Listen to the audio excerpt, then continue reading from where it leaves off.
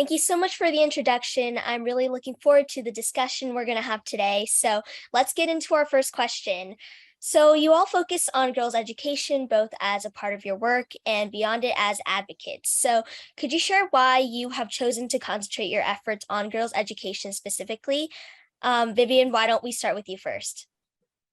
Thank you so much, Amanda. I'm so excited to be part of this year's Gallup Summit. So the reason why I'm really passionate about it, girls' education, first of all, it's the right investment that we need to have in our societies, but also just as a person, right? I've been very fortunate to have access to quality and safe education that has empowered me, given me a voice. And just a little bit about my background. I was raised by a single mom. I came from a community that did not appreciate girls' education. And for me, for the longest, going to school was proving that educating a girl is just as important as educating a boy child, right?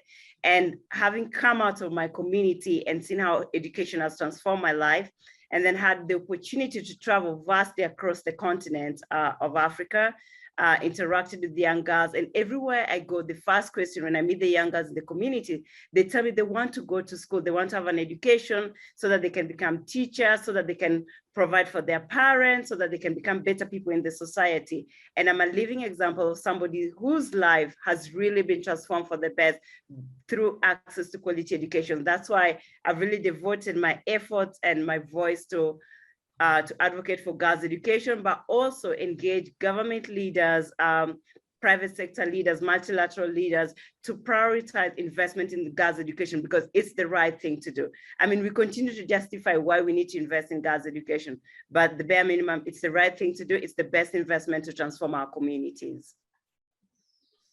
Yeah, I absolutely love that. I love how you based it on your own personal experiences. And because you've gone through this, you've also like brought it to other girls that also need to gain access to quality girls' education. So I really love that you mentioned that, Vivian. Hasna, what do you think about that? Yeah, I think that was a very interesting story. Like, it's so interesting to hear because it sounds so similar, not necessarily to my story, but we've met so many girls who have similar stories, who have similar dreams. In short, I'm just going to say, is this girl, her name is Pualu. She wants to be a medical doctor, but unfortunately her dad died when she was 13, and her mom is a petty who could no longer afford to send her to school, and so she had to drop out. And she gave up on her dream. So she heard of one of our educational programs, Ace Radio School Listening Center. And what we do at this listening center is we gather children, out of school children, and they listen to audio educational lessons on literacy, numeracy, and science through a speaker. When she heard about this program, she was so excited because it was like a second chance for her at education. It was a second chance for her to dream again. So I'll say to answer your question, we focus on girls' education because of girls like Palu, because of girls like Mariam, who I've met, who has to help her mother sell peanuts, and she watches in envy as other children go to school.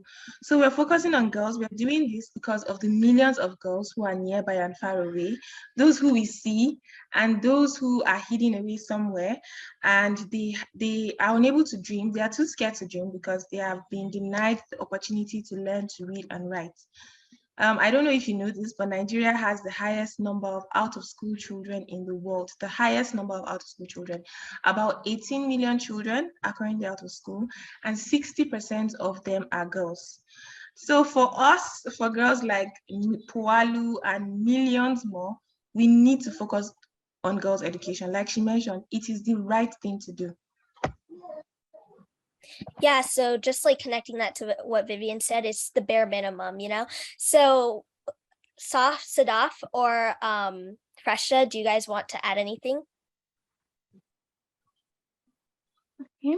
Yes, sure. I have chosen to work for girls' rights because I'm the one whose right has been violated in Afghanistan. As you all know, the girls are banned from going to school in Afghanistan. That's why that I have chosen to work for girls' rights here. And I could relate to this topic the most. That's why that I've chosen to work for them and speak out my words and millions of girls who are living here and are banned from going to school. That's why that I have chosen this topic to put my effort on. And so, yeah, I'm here for that. Yeah, so I love, I know about everything that's currently going on, and it's really inspiring to see that you're stepping forward to really do something about that. Freshta, I know you're also from Afghanistan. Is there anything you want to add? Yes, Amanda, thank you. I think I've started focusing more on girls' education. I've worked for a long time for both children, girls and boys, but now more specifically for girls' education, because it's people like Sadaf that we need to support, because their education has been banned by the state. And it's not the first time in Afghanistan. 20 years before, the state had officially banned girls' education. And because it's happening through state, it's very different probably from Nigeria case or other countries' cases where there could be many different reasons, but directly the state is not banning it. And when a state bans girls' education, it's sending really strong signals to citizens that they're not equal. And I think when a powerful group of people, which is the state, and regulates people's life, bans it, it makes it absolutely a different case, a very challenging case, a very challenging fight for every one of us. So I'm working for this, so people like Sadaf and her generation gets the right to quality education and access to education. Yeah, definitely. So seeing the importance of quality education, how would you describe the current state of girls' education, particularly for adolescent girls' education? Could you guys speak to the progress as well as the challenges? Hasana, do you want to go first? Yeah, sure. So I'll speak to the progress first. One of the main good news, or one of the good news, is that many parents want to send their children to school. There's increased interest. Before, many parents did not want to send their daughters to school. They didn't see the need to send their daughters to school. But now, parents want to send their daughters to school. For our program, the Ace Radio School, I mentioned earlier, what we do is we teach using the local language, right? And so this means that parents can listen to the educational content along with their children. So they're hearing the children say ABC, they're hearing the children sing alphabet songs. So they know there is no religious or westernized propaganda, So because of that, they are supportive of Western education. We get calls every day from parents who are so grateful for the fact that their children are able to learn.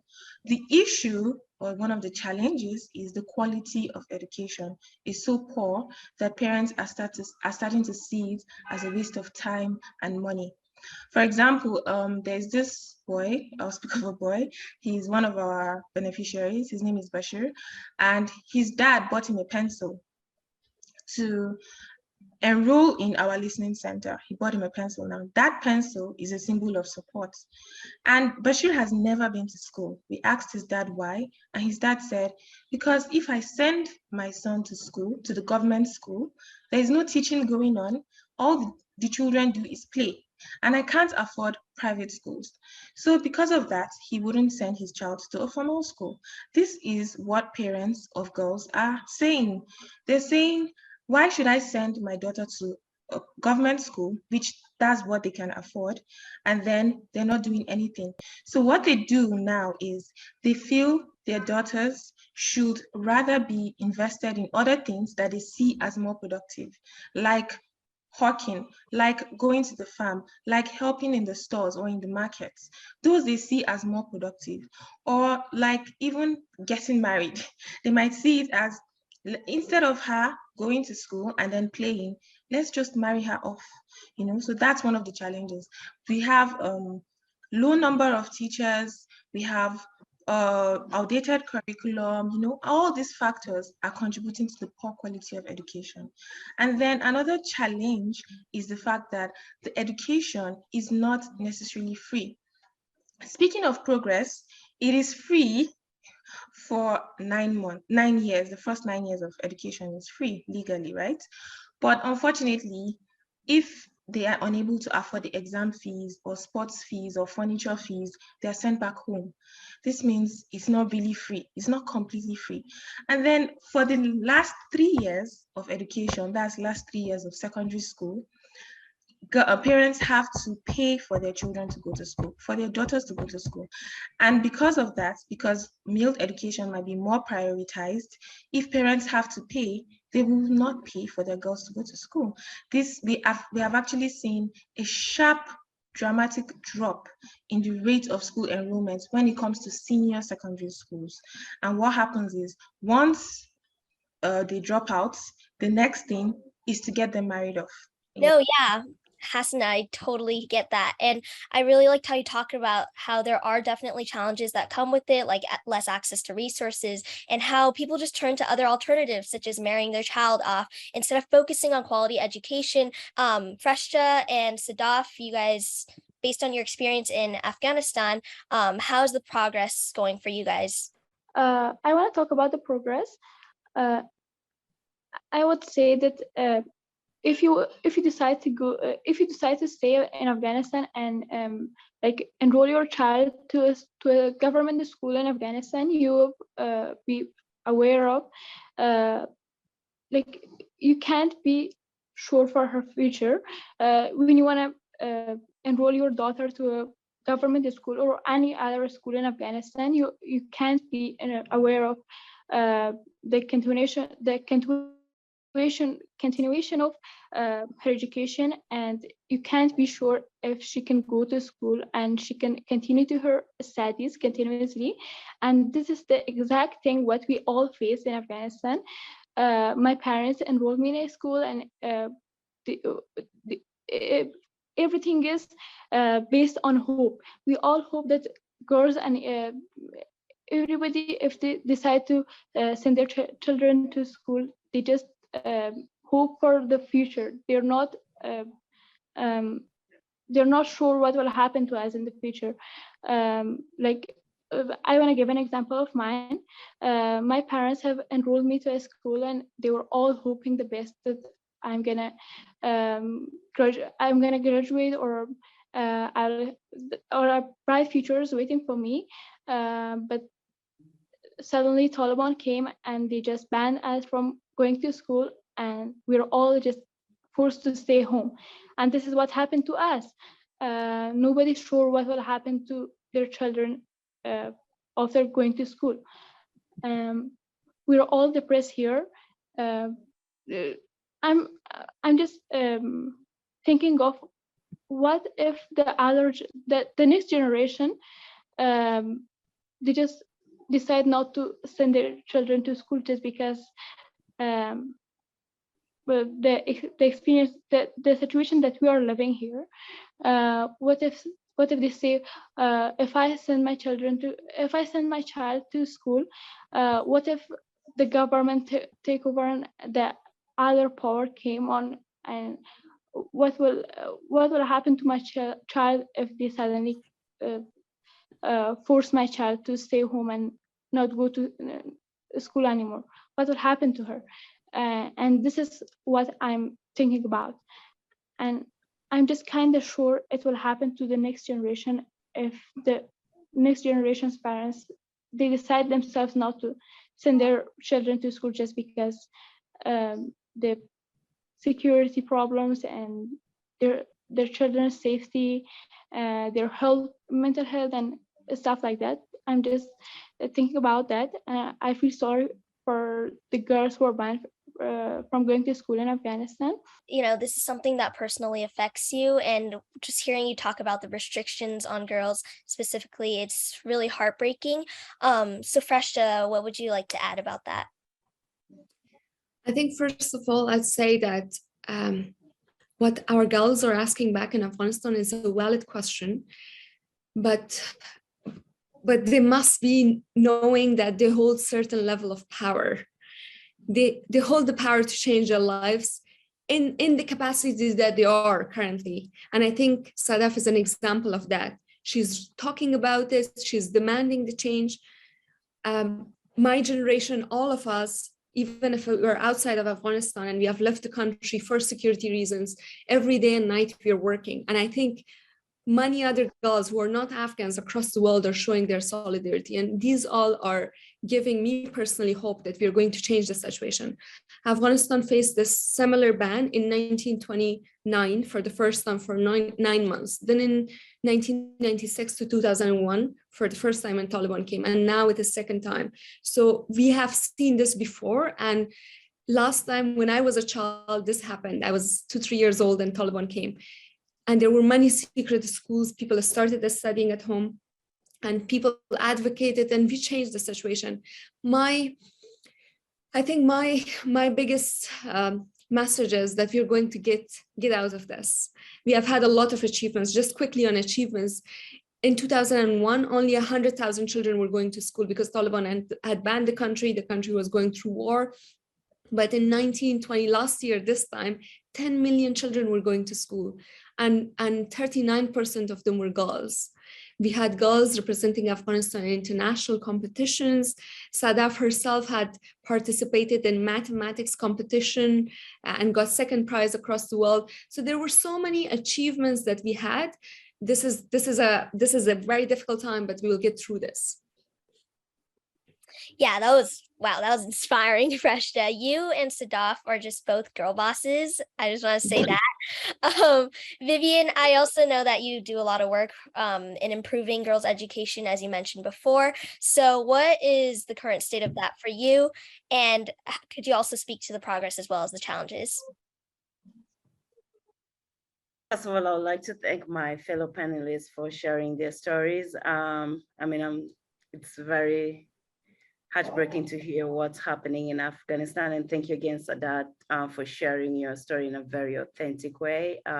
It inspires us, but also motivates us to know that the work is not yet done, and we have to continue amplifying the voices of girls like yourself and many other girls in Afghanistan and in war-torn countries across the world that demands access to education so that they can take charge of their lives. So going back, a lot has been shared by the other panelists, but I also want to, something that I've really noticed in my country, but also across the continent traveling, is the interest of the local leaders pushing for girls' education. And for me, I've always said that if it doesn't start from the ground, there's no way it's going to be sustainable, and there's no way it's going to be long lasting. And that's very important when it comes to girls' education, because when you're thinking about empowering a girl, you're not only empowering one person, you're empowering the community that she comes from.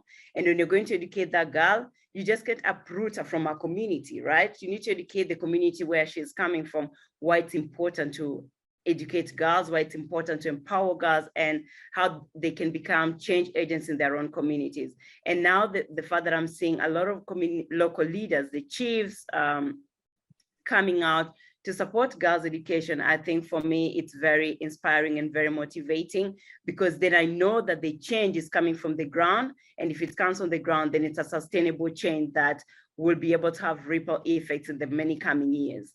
But again, there are other issues that we need to address when it comes to MHM, menstrual hygiene management. Many girls drop out of school when they get to their adolescent age. And that's because they don't have just a toilet where they can be able to freely change their sanitary pads in a dignified way. And majority of the girls don't even have sanitary towels.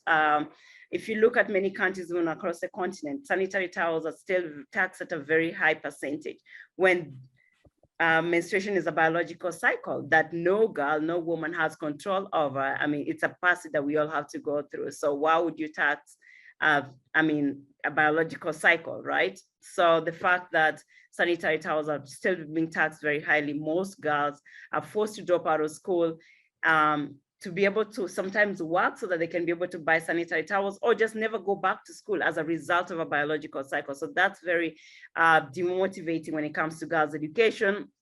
And also COVID-19 has really impacted girls' education.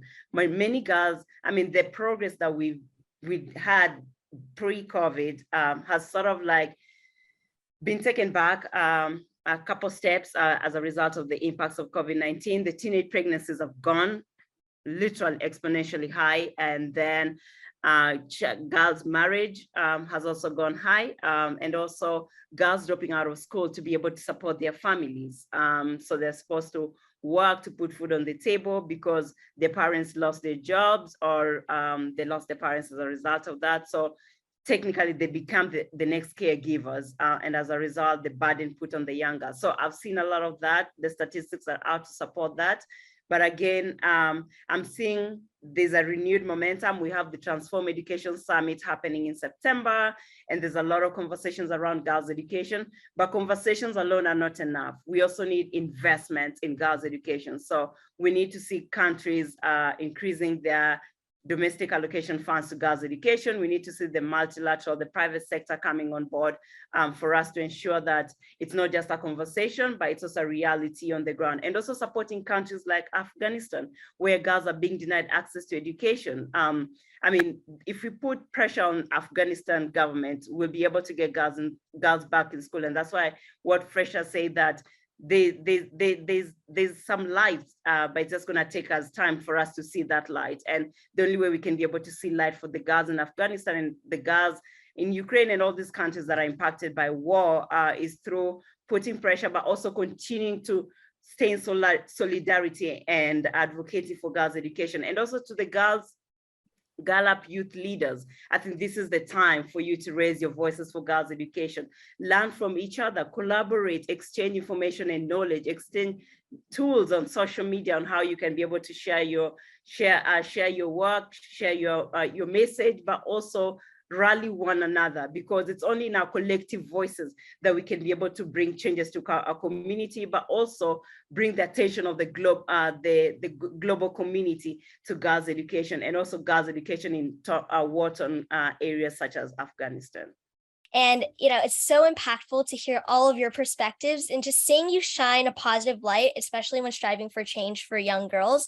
And thank you so much, everyone, for hopping on this panel to speak about the importance of girls' education. I absolutely love speaking to all of you. It was so, so powerful. And I really love what you guys are doing. Continue doing that. It's absolutely amazing. And I know so many girls would be inspired after hearing this. So yeah, thank you guys so much for just being here today and speaking about your experiences and the advice that you have for other young girls. So yeah, thank you so much. Thank you so much for having us.